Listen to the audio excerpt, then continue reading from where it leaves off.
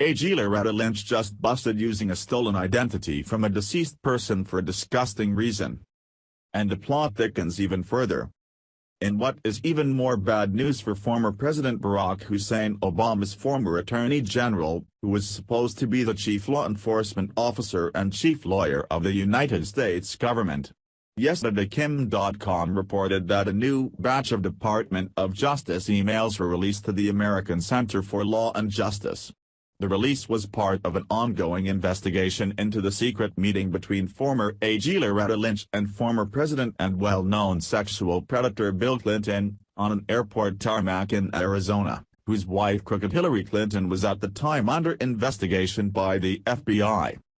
Since one of the main priorities of the Barry-Soetoro presidential administration was transparency, we now learn that one of those emails reveals that his crooked AG Loretta Lynch was actually hiding her identity by using her grandmother's name, Elizabeth Carlisle, as an alias.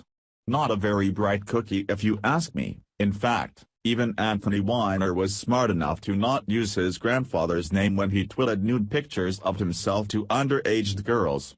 And these were the people leading our great nation. Hope the free stuff and historical value of electing the first black president was worth it, folks.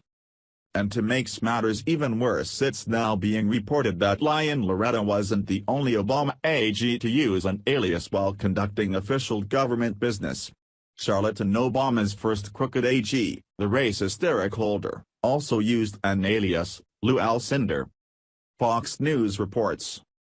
Judicial Watch clashes with DOJ over talking points from Lynch-Clinton tarmac meeting.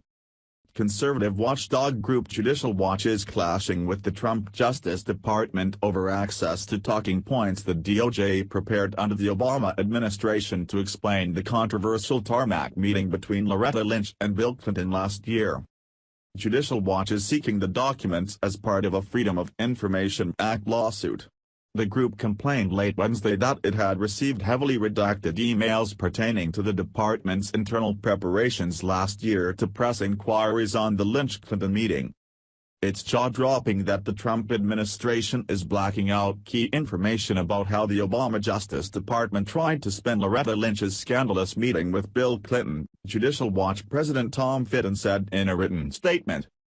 The tarmac meeting fueled Republican complaints at the time that then Attorney General Lynch had improperly met with the husband of an investigation subject, Hillary Clinton, just before the probe into her personal email use was completed with no charges filed.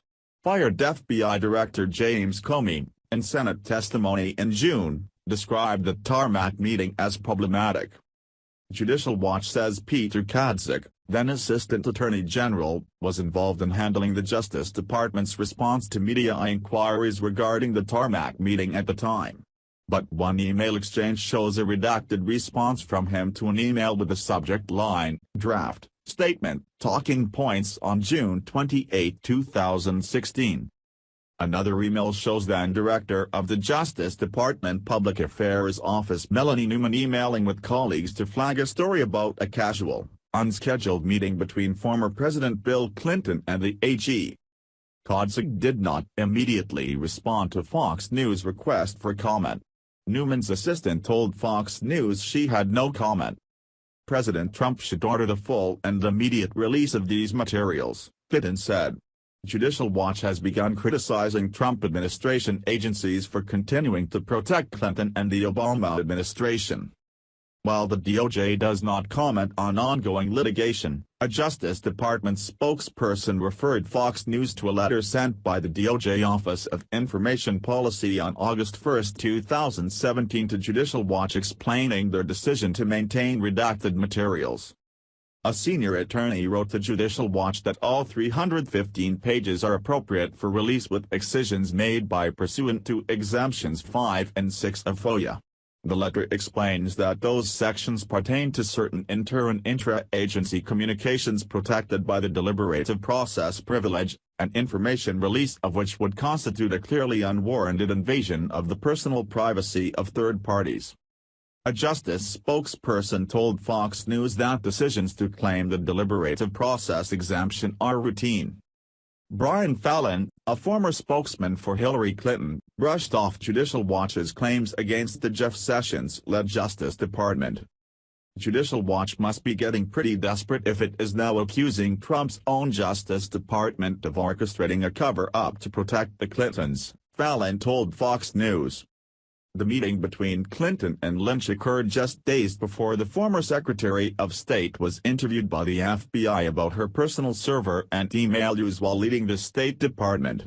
A week later, Comey called Clinton's actions extremely careless but did not recommend charges. The criminal investigation was closed and then briefly reopened in October prior to the 2016 presidential election. In his June testimony, Comey cited concerns with Lynch's handling of the investigation. Comey told lawmakers that Lynch directed him to describe the email probe as a matter and not an investigation.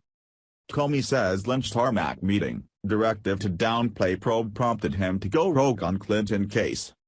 Comey said the tarmac meeting was a deciding factor in his decision to act alone to update the public on the Clinton probe and protect the Bureau's reputation. That was one of the bricks in the load that I needed to step away from the department, Comey said, later adding that he was concerned Lynch was trying to align the DOJ's comments with the way the campaign was talking about the probe. That gave me a queasy feeling. Last month, a group of congressional Republicans called for a second special counsel to investigate Comey, Lynch, and Clinton. Who the hell were these people who couldn't even send an email in their own name because it might get back to them? What were they hiding? One thing is for sure, whatever this investigation uncovers I very much doubt things will turn out well for Obama and his gang of White House thugs.